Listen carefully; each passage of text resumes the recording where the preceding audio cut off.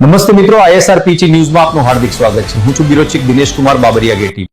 નમસ્કાર દર્શક મિત્રો, નવા વિડીયો સાથે આપ સૌનું હાર્દિક સ્વાગત છે. હું છું Solanki Darshana. Junagadh Visavadar tanker number JJ14X8966 જનતાના સ્વાસ્થ્ય સાથે છેડા કરતા દૂધ માફિયાઓ અને તંત્રીની લાચારી અથવા મિલીભગતનો એક ચોંકાવનારો કિસ્સો સામે આવે છે. માત્ર નાશ કરવો પૂરતો છે? દૂધ નષ્ટ કરી દેવાની ગુનો ખતમ થઈ જતો નથી. આ દૂધમાં કયા કેમિકલ્સ હતા, તેનું ઉત્પાદન ક્યાં થતું હતું અને આ નેટવર્કના મુખ્ય સૂત્રધારો કોણ છે, તેની ધરપકડ ક્યારે થશે?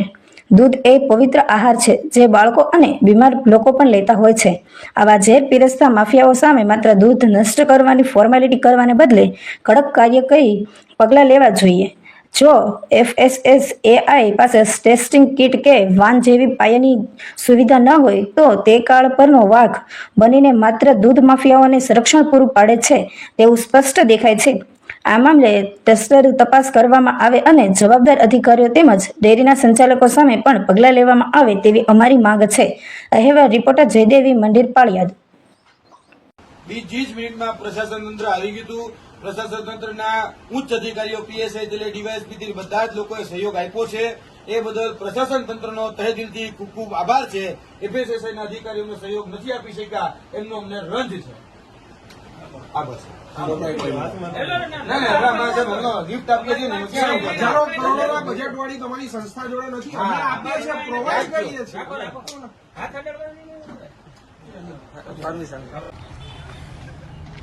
નમસ્કાર, જય હિન્દ, જય ભારત. હું છું યુવરાજસિંહ જાડેજા. મારી સાથે છે જીતુભાઈ ઉપાધ્યાય, રાજુભાઈ બોરખતરિયા, શુભમભાઈ, ધાર્મિકભાઈ, પિન્ટુભાઈ, જીતુભાઈ કલાલ, બધા જ લોકો આજે જે કહી શકાય કે માનવોના આરોગ્ય સાથે જે ચેડા કરતું એક દૂધ અમને જે શંકાસ્પદ લાગી રહ્યું હતું તે વિસાવદરના લેરિયા ખાતેથી જે નીકળી અને જૂનાગઢની ગિરનાર સુધી જેને ઠલાવવામાં આવતું હતું.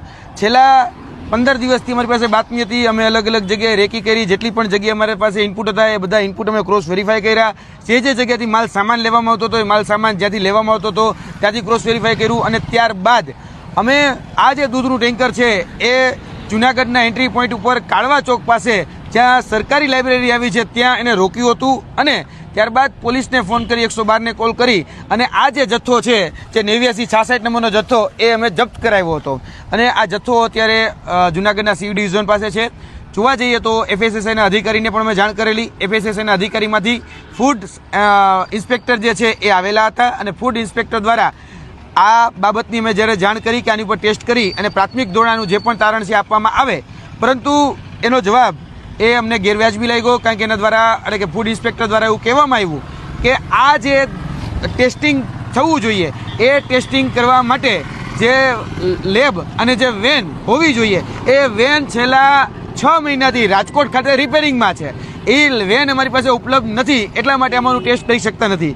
ત્યારબાદ અમારા દ્વારા એવું પણ કહેવામાં આવ્યું કે ભાઈ તમે બીજી કોઈ પ્રાઇવેટ જગ્યાએ જે રીતે ભૂતકાળમાં અમે 6001 નંબરનું ટેન્કર જે હનુમાન ખીજડીયાથી નીકળી અને અરવલ્લી બાયડ સુધી અલગ અલગ જગ્યાએ જતું હતું તો એની પણ બાતમી આપેલી. ત્યારે પણ એ અલગ કહી શકાય કે અહીંયાની જે સહકારી સંસ્થા છે અહીંયા ચેક કરવામાં આવ્યું હતું. અહીંયા જીસી મારી અને એડલ્ટ્રેશન કહ્યું અને કેટલા માત્રામાં જે ચેક કરવામાં આવ્યું હતું તો તે રીતે ચેક કરવામાં આવે, પરંતુ એમાં પણ અમને જવાબ મળ્યો કે અમે ચેક ન કરાવી શકીએ. FSSAIનો જે લો છે એવું કહે છે કે વિધિન 14 ડેઝ આની અંદર ચેક થઈ જવું જોઈએ અને પ્રાથમિક જે છે પ્રાથમિક રિપોર્ટ એ વિધિન 2 ડેઝની અંદર આવી જવો જોઈએ, જેથી કરીને આ મુદ્દામાલ રાખવો કે ન રાખવો એ નક્કી થઈ શકે. પરંતુ FSSAIના અધિકારી એ ચૂંટણી કાર્યક્રમમાં વ્યસ્ત છે. ઉચ્ચ અધિકારીઓ જે રાણા સાહેબ છે, જૂનાગઢના FSSAIના ઉચ્ચ અધિકારીઓ છે, એ અધિકારીઓ પણ એવું કહેવામાં આવી રહ્યું કે હવે અમને ચૂંટણીની કામગીરી સોંપી દીધી છે એટલે અમે આ કામગીરી નહીં કરી શકીએ. મારે આ માધ્યમથી જૂનાગઢની જનતાને કહેવાનું કે હે જૂનાગઢની જનતા, તમે જે દૂધ પી રહ્યા છો એ દૂધ ક્યાંક તમારા બાળક કે તમારા વૃદ્ધ જે માતા પિતા છે એને કેન્સર તો નથી કરી રહ્યું ને, એની કિડની ફેલ તો નથી કરી રહી ને, એના ઓર્ગન ફેલ છે એ તો નથી કરી રહ્યા ને? કારણ કે સૌથી વધારે આખા ભારત દેશની અંદર કેન્સરના સૌથી વધુ કેસ જો કોઈ જગ્યાથી આવતા હોય તો એ ગુજરાત છે. અને ગુજરાતમાં તમે જોયું હશે કે સૌથી વધારે ઓર્ગન ફેલિયરના કેસ પણ એ ગુજરાતમાંથી બહાર આવે છે. કેમ? કારણ કે આપણે જે પદાર્થો ખાઈ રહ્યા છીએ, પી રહ્યા છીએ, એ પદાર્થની અંદર જે વસ્તુઓ ઉમેરવામાં આવે છે એ વસ્તુઓ આપણા જીવના જોખમે આપણે ક્યાંક ને ક્યાંક ગ્રહણ કરી રહ્યા છીએ અને જીવનું જોખમ એ પેદા કરતું હોય છે. હમણાં જ તમે જોયું છે કે છેલ્લા થોડાક દિવસોની અંદર હાર્ટ એટેકના કેસ વધી ગયા. એ હાર્ટ એટેકના કેસ વધવાનું કારણ પણ આ એડલ્ટ્રેશન છે. એને રોકવાની જવાબદારી FSSAIની છે, અમારી નથી. અમારી તો જવાબદારી એટલી જ હતી જાણ કરવી. અમે બધાએ લોકોએ જ્યારે ટેન્કર રોક્યું ત્યારે અમે કોઈ જગ્યાએ એને ટેન્કરના માલિક હોય કે ટેન્કરના ચાલક હોય એને કોઈ જગ્યાએ હાથે નથી રેડો, કોઈ જગ્યાએ બીજું કંઈ આમાં માગ્યું પણ નથી. જ્યારે FSSAIના અધિકારી આવ્યા ત્યારે અમે કીધું કે અમને એક બોટલ આમાંથી દૂધ આપો જેથી કરીને ટેસ્ટ કરાવો તો અમે પણ કરાવી શકીએ. હવે જોવા જઈએ તો અમારો રિપોર્ટ એ ગ્રાહ્ય નહીં રહે એવું FSSAIના અધિકારીનું કહેવું છે. તો અમારે હવે દૂધ લઈને કરવાનું શું?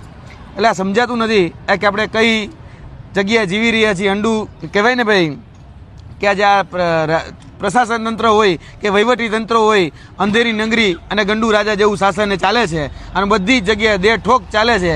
એટલે ગુજરાતની જનતા અને ખાસ કરીને જૂનાગઢની જનતા આમાં ધ્યાન આપે. તમારા ભવિષ્ય સાથે, તમારા બાળકોના ભવિષ્ય સાથે કે તમારા બાળકોના આરોગ્ય સાથે કે તમારા વૃદ્ધ માતા પિતાના આરોગ્ય સાથે એ ચેડા થતા હોય ત્યારે મહેરબાની કરીને બોલવાની જવાબદારી તમારી છે. તમે આગળ આવો. જય હિન્દ, જય ભારત. જી નમસ્કાર, હું છું રાજુભાઈ બોરખત્રિયા, સૌરાષ્ટ્ર ઝોન પ્રમુખ આમ આદમી પાર્ટી. આજરોજ અમે જૂનાગઢ મુકામે લેરિયા ગામેથી આવતું એક શંકાસ્પદ દૂધનું ટેન્કર જે પ્રદેશ નેતા ભાઈ શ્રી યુવરાજસિંહ, જીતુભાઈ ઉપાધ્યાય, ભાઈ ધાર્મિકભાઈ માથુકિયા અને અમારી ટીમે તેમને શંકાસ્પદ રીતે રોકી પકડી અને અમે પોલીસને જાણ કરી અને પોલીસે એમને C ડિવિઝન ખાતે લઈ આવી અને ત્યાં રાખેલું છે, કબજો કરેલો છે.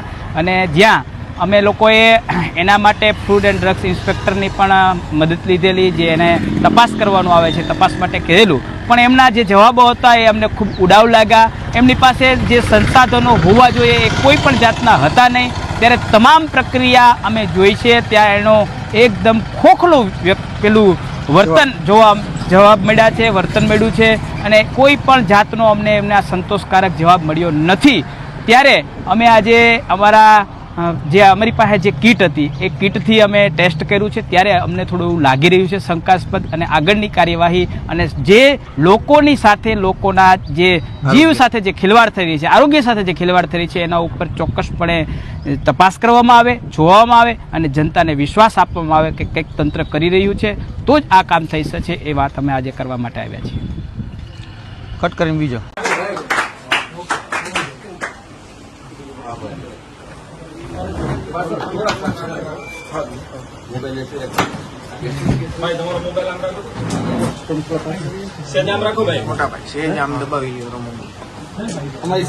અમારી પાસે જે ટેસ્ટિંગ કીટ હતી એ ટેસ્ટિંગ કીટ દ્વારા અમે આ રિપોર્ટ કર્યા છે સાહેબ. અને આ જે માત્રા જે ચેક કરવી જોઈએ આટલાથી માત્રા એ મેં પ્રયત્ન કર્યો છે. પ્રાઇમા ફેસી અમને એવું લાગ્યું છે કે એડલ્ટ્રેશન છે. હવે બાકીની જવાબદારી તમને સોંપીએ છીએ અને તમે જે વાત કરી એ વાતનું અમને પણ દુઃખ છે. અમને પણ એવું લાગ્યું કે ભાઈ જૂનાગઢ FSSAIના અધિકારીઓ પાસે એ ટેસ્ટિંગ કીટ અને ટેસ્ટિંગ વાન જે છે છેલ્લા 6 મહિનાથી અવેલેબલ નથી. તો અમે અમારી પાસે જે આ ટેસ્ટિંગ કીટ છે કદાચ એટલી બધી સક્ષમ નહીં હોય, મજબૂત નહીં હોય, કદાચ ઓથોરાઇઝ નહીં હોય, પણ અમારી પાસે જે છે એ અમે પ્રેઝન્ટ તરીકે સાહેબ તમને આપીએ છીએ. તમે રાખજો, કાલે હવારે કામ લાગે. અમે ટેસ્ટિંગ કર્યું છે, જે અમને લાગ્યું છે આની અંદર અમારી પાસે જે અવેલેબિલિટી હતી 8 ટેસ્ટ અમે કરી શકતા હતા. 8 ટેસ્ટ કરવાનો પ્રયત્ન કર્યો છે. હવે આગળ તમે જે રિપોર્ટ કહેશો એ અમને મંજૂર રહેશે. તમે સારો કહેશો, સાચો કહેશો, ખોટો કહેશો, બધું જ અમને મંજૂર છે. અમે ક્યાંય તમને નહીં કહીએ કે તમે મીડિયામાં પ્રતિક્રિયા આપો, તમે બીજી કોઈ જગ્યાએ પ્રતિક્રિયા આપો. અમે પ્રતિક્રિયા આપી દીધી છે કારણ કે આ દૂધ અમે રોક્યું હતું. અમને લાગ્યું કે જવાબદાર અધિકારી તરીકે FSSAIના બેઠેલા ઉચ્ચ અધિકારીઓ જે ગાંધીનગરની શિવરાજ મહેતા ભવનમાં બેસે છે, રાણા સાહેબ હોય, જૂનાગઢના FSSAIના ઉચ્ચ અધિકારી હોય, તમામ જે અધિકારીઓ છે એમને મદદરૂપ થશે. પણ એવું લાગ્યું નહીં કે કોઈ જગ્યાએ કોઈ મદદરૂપ થયું હોય. પણ હવે અમારી પાસે અમે તો શું કહેવાય નિસહાય છીએ કારણ કે તમે અધિકારી છો, તમે ઓથોરાઇઝ પર્સન છો અને ઓથોરાઇઝ પર્સન તરીકે તમારી જવાબદારી હતી એને ટેસ્ટ કરવાની. તમે ટેસ્ટ કરવાની ના પાડો છો, તમે આમાં કઈ કશું કરી નથી શકતા. હવે જવાબદારી તમારી છે કારણ કે FSSAIનો લો એવું કે છે કે 14 દિવસની અંદર આનો રિપોર્ટ આવી જવો જોઈએ. FSSAIનો લો અમે વાંચેલો છે અને FSSAIના લો પ્રમાણે આ 14 દિવસની અંદર આનું જે પણ પરિણામ આવવાનું એ આવી જાય એવી અપેક્ષા રાખીએ છીએ. અને સરકાર અને ભગવાન એને ચૂંટણીની કામગીરીથી મુક્ત રાખે જેથી કરીને એ સામાન્ય નાગરિકો છે એની આરોગ્યની ચિંતા કરી શકે. કારણ કે ચૂંટણીની કામગીરી સાહેબના કહેવા પ્રમાણે અને બીજા અધિકારીઓ જે છે એના કહેવા પ્રમાણે સાહેબને ચૂંટણીની કામગીરી સોંપવામાં આવી છે. એટલે આરોગ્ય જાય તેલ લેવા અને ચૂંટણી એ મહત્વની છે અત્યારે સરકાર માટે, એવું અમને ક્યાંક લાગી રહ્યું છે. પણ તમે આ કાર્ય કરશો તો અમને આનંદ થશે અને આ કાર્યથી કદાચ એક બાળકનો જે જીવ બચશે તો અમને એનાથી વધારે આનંદ થશે. કારણ કે ગુજરાત એ કેન્સરનું હબ બનતું જાય છે. ગુજરાત ઓર્ગન ફેલિયરની અંદર અત્યારે ગુજરાત આખા ભારત દેશની અંદર પહેલા ક્રમાંકે આવી ગયું છે. હવે એડલ્ટ્રેશનના કારણે જે ક્યાંક ને ક્યાંક પહેલા ક્રમાંકે આવ્યું હશે એવું મારું સ્પષ્ટ માનવું છે. કારણ કે બિયારણની અંદર હોય કે કોઈ પણ ખાદ્ય પદાર્થોની હોય એડલ્ટ્રેશન, આ દૂધની અંદર જો એડલ્ટ્રેશન થતું હોય તો કેન્સરનું હબ અત્યારે ગુજરાત બની ગયું છે. તમે ગુજરાતની કેન્સર હોસ્પિટલ અમદાવાદ ખાતેની કે બીજી અન્ય જેટલી પણ જગ્યાઓ છે કેન્સરની અંદર તમને એક મહિના સુધીના વેઇટિંગ મળે છે. એ આ બધાના કારણે મળે છે. હવે તમારી જવાબદારી છે કે કદાચ કેન્સરને રોકી શકતા હોય તો રોકજો. જય હિન્દ, જય ભારત. પછી તમારા નામથી જી. મારું નામ યુવરાજસિંહ જાડેજા છે.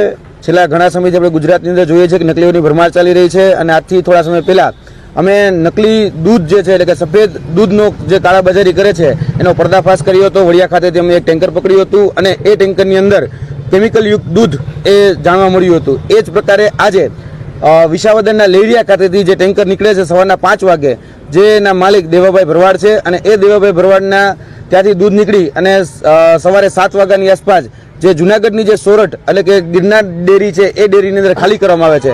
આજે અમારા દ્વારા આ જે દૂધ જે છે એ દૂધની ગાડીને રોકવામાં આવેલી છે. કાળવા ચોક પાસે જે સરકારી પુસ્તકાલય છે તે રોકવામાં આવેલી છે અને આ જે મુદ્દામાલ છે અત્યારે હાલ 112ને કોલ કરી પીઆઈને જાણ કરી અને ત્યારબાદ એફએસએસના અધિકારીને જાણ કરી આ મુદ્દામાલ છે હાલ જપ્ત લેવામાં આવેલો છે. અમને પૂરેપૂરી શંકા છે કે આ દૂધ જે છે એ કેમિકલયુક્ત દૂધ છે.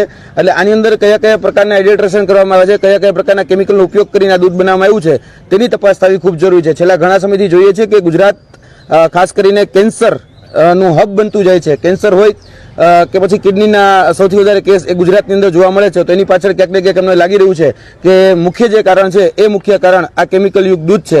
આજે આ દૂધ જે છે એ અત્યારે જુનાગઢની સી ડિવિઝન ખાતે જપ્ત કરવામાં આવેલું છે. અમે રાહ જોઈ રહ્યા છીએ કે એફએસએસના અધિકારી જલ્દી આવે અને આની યોગ્ય તપાસ કરે.